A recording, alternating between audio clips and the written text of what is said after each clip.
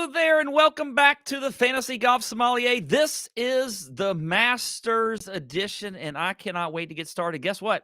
I'm filming this in the morning, so that means I'm drinking in the morning. That's never a bad thing, okay? In my world, I really don't care about that. So I'm excited about it. And you know what? I'm going to tell you about the unofficial, official cocktail of the Masters. Okay, that's what we're going to be talking about today. So maybe, not wine. Actually, we're just going to be talking about a cocktail, but that's okay. We got to switch things up here and there. But let's get into the plays of the week. And my first play, the wine by the glass play of the week, is going to be the under 13.5 strokes. Yes, under 13.5 strokes on Amen Corner for Larry Mize. You heard that correctly. I said Larry Mize. And you know what? When are we going to get the opportunity to put a play on Larry Mize? Ever. Okay? But we're going to do it this week, and it's 13.5 on the under. Here's the deal. Amen Corner is hole number 11. It is a long par 4 playing over 500 yards. Then we got 12, which is the famous par 3 over water. And then we have 13, which is actually the easiest par 5 on the course. It's actually the easiest hole on the course. Okay? So I think that Larry Mize is probably going to make a bogey on 11. I'm going to give him that. I'm going to give him a par on 3, and then I'm going to give him a par on a par on 12. Damn it.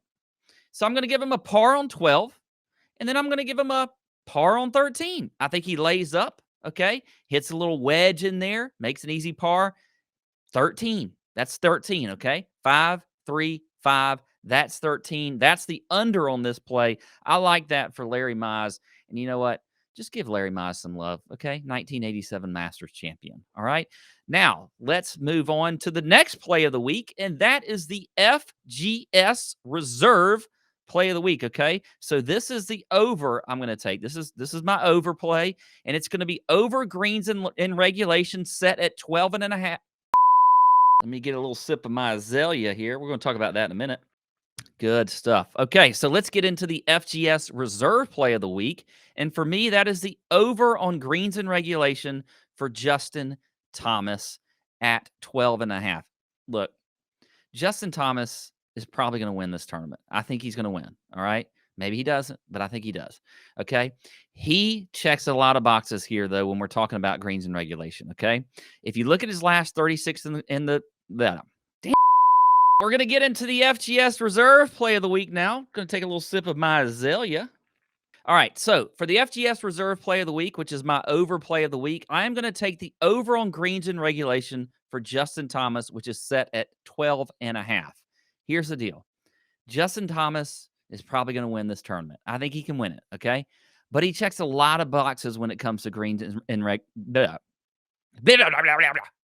he checks a lot of boxes when it comes to greens and regulation. I can't believe I'm filming this in the morning and I'm fumbling with my words, okay? I barely even had anything to drink, and this is happening again. Anyway, all right.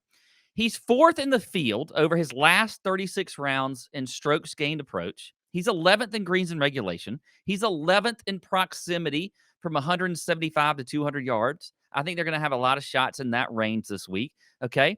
So, look, I also think a lot of players are going to play pretty conservatively on day one. They're going to want to hit fairways. They're going to want to hit greens, just kind of feel things out. He's not aiming to shoot 10 under par, and I think that's going to bode well for this play and the over on greens and regulation. So I love JT here at the Masters. All right, let's move on. We're going to talk a little bit about the azalea, okay?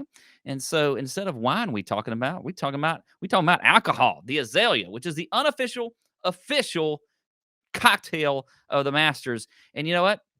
It's quite refreshing. It's quite refreshing. Let me tell you what's in here, okay? If you want to make it. That's all I'm going to tell you. You got 2 ounces of lemon juice. I just throw things in. When I say ounces, you can just be liberal with whatever, okay? I'm more liberal with the vodka, all right? I'm not liberal with the juices, but I'm more liberal with the vodka, all right? So we got 2 ounces of lemon juice. We got 2 ounces of pineapple juice. And pineapple juice is, I don't know. It tastes good. It's not something I would use in an everyday drink, but it mixes well here. And then you got 4 ounces of vodka, all right? 2 shots of vodka. That's where you get liberal. Probably go 5 or 6 ounces, but that's just me. And a splash of grenadine. A splash of grenadine. I like when recipes tell you to just put a splash of something in there. Okay, just splash it in there. You have no idea what that means, but I mean, I think it means what it means to you. A splash. All right, let's get into the last play of the week, and that is my pop the cork play. By the way, this is a very delicious drink. One more sip of the azalea. Great drink. And now we're going to move to the pop the cork play of the week. And for me, that is John Rahm. I know he's the betting favorite, and that's just another reason to be all in on him this week, okay? I mean, John Rahm has really kind of struggled a little bit this year, especially with the putter. But I'm okay with that. He's taken a little bit of a break since the Players' Championship. That's good. Probably getting the putter thing situated. But I don't really care about the putter. All I care about is him hitting these plays for PrizePlaks. And the first one I like for him is the under 70.5 total strokes on day one. Like I said with JT, I think these top guys are really just going to kind of play conservatively, hit fairways and greens. They want to be around 2 or 3 under par on day one just to kind of set themselves up for the weekend. They're not going to get too aggressive.